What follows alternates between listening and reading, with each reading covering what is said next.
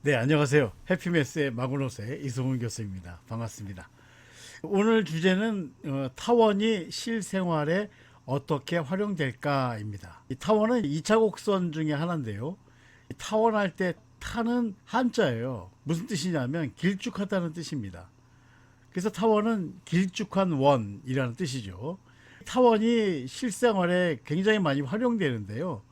그래서 이번 기회에 타원이 실생활에 어떻게 활용되는지, 또 어떤 원리가 활용되는지 확실하게 알아두시면 여러분이 타원 공부할 때 큰 도움이 될 거라고 생각합니다. 네, 타원의 뜻인데요.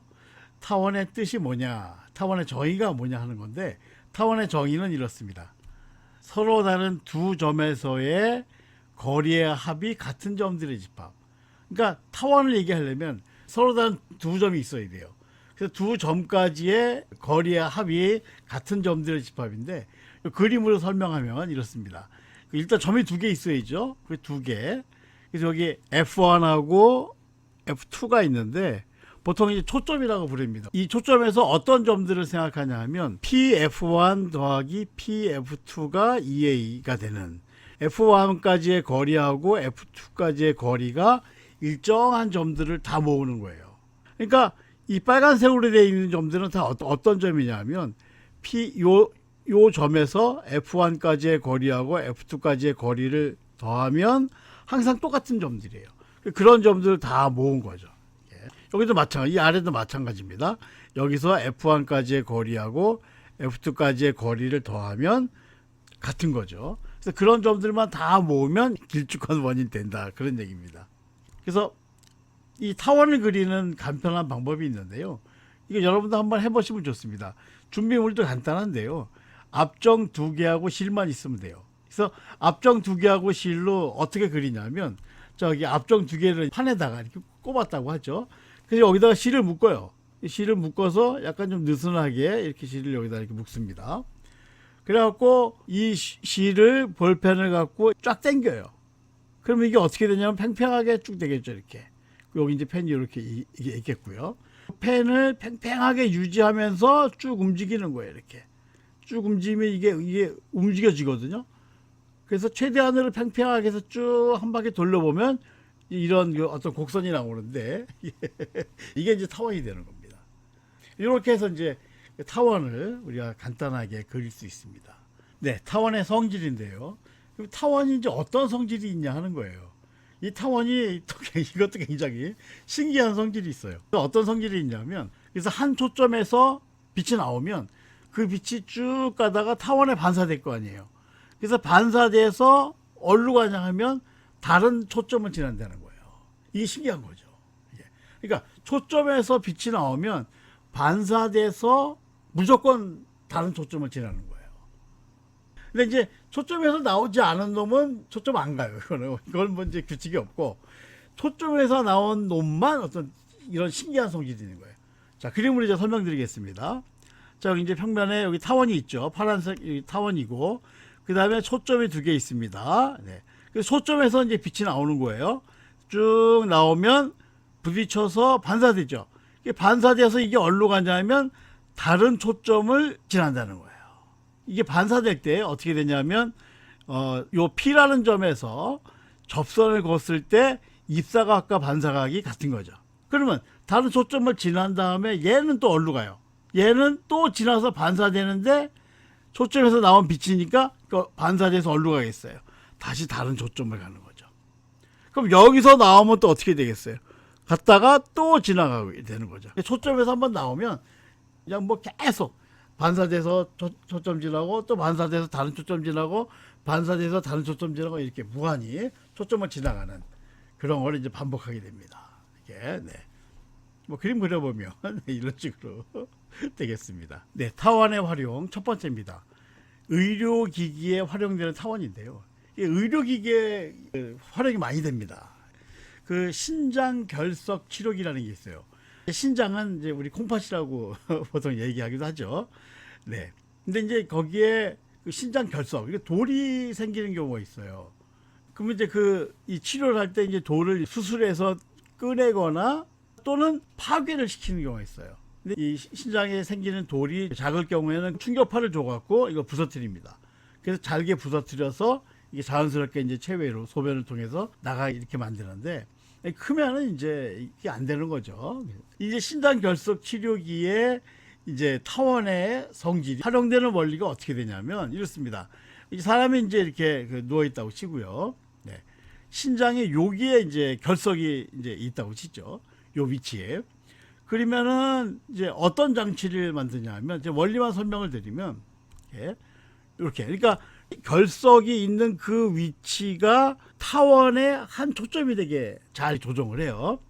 그 다음에 다른 초점에다가 충격파를 때립니다. 그러면 여기서 사방으로 음파가 퍼질 거 아니에요. 퍼졌다가 여기에 쫙 모이죠. 그러니까 다른 데는 충격파가 그렇게 강하지 않은데 여기는 굉장히 센 거죠. 근데 여기에 결석이 있는 거죠. 그러니까 그 돌이 충격파의 충격에 의해서 부서지는 겁니다. 네. 이렇게 해서 이제 신장 결석 치료기의 타원의 원리가 이제 이런 식으로 활용이 되고, 또 치과 조명 등, 치과에서 이제 그 입안을 비추는 이제 등을 만들 때도 이제 그 활용이 되는데, 타원 반사경입니다. 그러니까 타원면이죠. 타원을 회전시켜서 만든 곡면을 이제 타원면이라고 하는데, 그걸 거울이 되도록 이렇게 만든 거예요. 여기 이제 위에 이렇게 등이 있는데, 이게 그냥 보통 등으로 해서 이렇게 비추는 게 아니고, 원리는 요 등이 타원의 한 초점이 되게 만들고 보고 싶은 부분이 초점이 되게 그렇게 합니다. 이제 조명등인데 치과 의사가 사람의 입안을 이제 보고 싶은 거예요. 그때 타원의 성질을 이용해서 조명에 있는 전구가 초점이 되게 하고, 이 환자의 구강 안쪽에 타원의 다른 초점이 되게, 이렇게 하면은 여기서 빛이 나갔다가 다른 초점에 있는 곳이 굉장히 환하게 이렇게 되겠죠. 네. 원리는 이렇습니다. 이런 의료기기에 타원이 굉장히 많이 활용된다. 활용되는 원리는 한쪽 초점에서 나간 빛은 타원면에 반사되어 모두 다른 쪽 초점을 지난다 하는 그 원리가 활용된 겁니다. 네, 타원의 활용 두 번째입니다.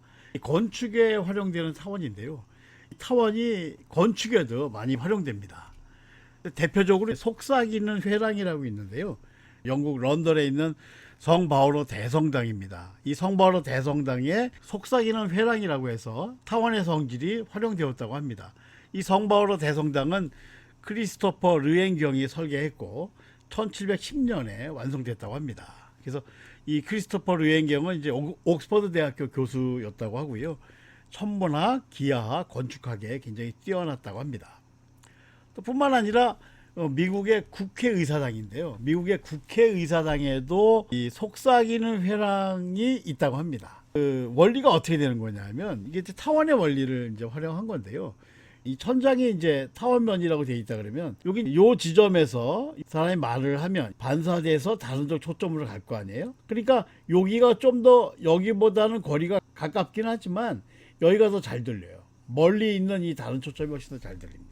이게 활용된 곳이 굉장히 많아요. 그래서 여행 갔을 때 이제 어디 가서 이렇게 해봤더니 정말 신기하게 크게 들리더라고요. 근데 이게 요 자리에서 좀 벗어나면 안 들려요. 그 자리에 있으면 들리는데 조금 이제 움직여 보니까 안 들리더라고요. 네, 타원의 활용 세 번째, 이번에는 자연에서 발견되는 타원입니다. 이거는 뭐 활용이라기보다는 자연계에서도 발견된다 하는 거예요. 그러니까 타원이 두 점까지의 거리의 합이 일정한 점들의 집합 이렇게 되는데 이게 굉장히 인위적이잖아요. 근데 이 굉장히 인위적으로 보이는 이 타원이 자연계에서도 많이 발견된다 하는 겁니다. 대표적으로 이제 이 행성, 태양계의 행성의 궤도는 타원이다 하는 건데요. 태양계의 행성은 뭐 여러분들 잘 아시다시피 수금지와 목도 천해명, 이 행성이 이제 그 태양 주위를 이렇게 돌잖아요. 도는데 이게 정확하게 원은 아니고 타원이라고 합니다. 이렇게. 그래서 수금지와 목도 천해명 이렇게 되고, 여기는 이 숫자가 있어요. 0.2055, 0.0068. 이건 뭐냐면 이거는 20률이라고 하는 건데요. 20률은 뭐냐면 원에서 벗어난 정도예요. 그러니까 원에서 벗어난 정도가 얼마나 되느냐 하는 건데, 요거는 이제 그 값은 다 양수인데요. 이제 원은 20률이 0이에요. 그러니까 20률이라고 하는 게 원에서 벗어난 정도인데 원은 뭐냐? 하나도 안 벗어났잖아요. 그 제로죠. 1인 게 이제 포물선, 1인 게 포물선이고, 그 다음에 타원은 0하고 1 사이의 값입니다.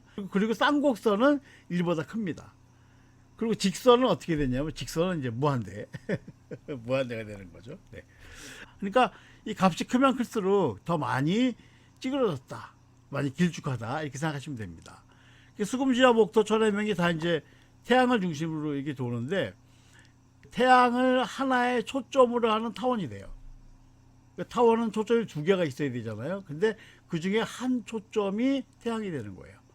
여기 0.0068, 금성이 가장 숫자가 작아요. 20률이 작아요. 그 말은 금성이 가장 원에 가까운 모양으로 돈다. 0.0068이면 거의 뭐 원이라고 볼 수 있겠죠. 가장 큰 게 이제 명왕성이에요. 역시 명왕성은 좀 튑니다. 이게 보통 0.0 얼마 이렇게 되는데, 명왕성은 0.22 이렇게 돼요. 그러니까 퇴출당할 만하다, 이런 생각이 듭니다. 사람들이 타원이라고 하는 걸 인위적으로 이렇게 정의해서 만든 거라고 이제 생각했는데, 나중에 보니까 자연계에서 발견되더라 하는 거니까 자연스러운 거다라는 거를 발견하면서 사람들이 굉장히 경이롭게 느끼지 않았을까 하는 생각이 듭니다. 케플러가 이제 처음에 이걸 발견했는데, 케플러가 행성이 태양을 공전하는 궤도가 타원에 매우 가깝다는 것을 처음으로 알아냈다고 합니다. 예. 그러다가 이거를 이제 증명한 건 뉴턴이 증명했는데요. 만유인력의 법칙과 미적분을 사용해서 실제로 이 행성의 궤도가 타원이 된다라고 하는 것을 증명했다고 합니다. 역시 뉴턴이죠. 네, 이렇게 해서 타원이 실생활에 활용되는 예에 대해서 알아봤습니다. 그리고 어떤 원리가 활용되는지 그것도 자세하게 알아봤습니다. 여러분들이 타원 공부하는데 도움이 됐으면 좋겠다 하는 바람입니다. 네, 그럼 여기까지 하겠습니다. 감사합니다.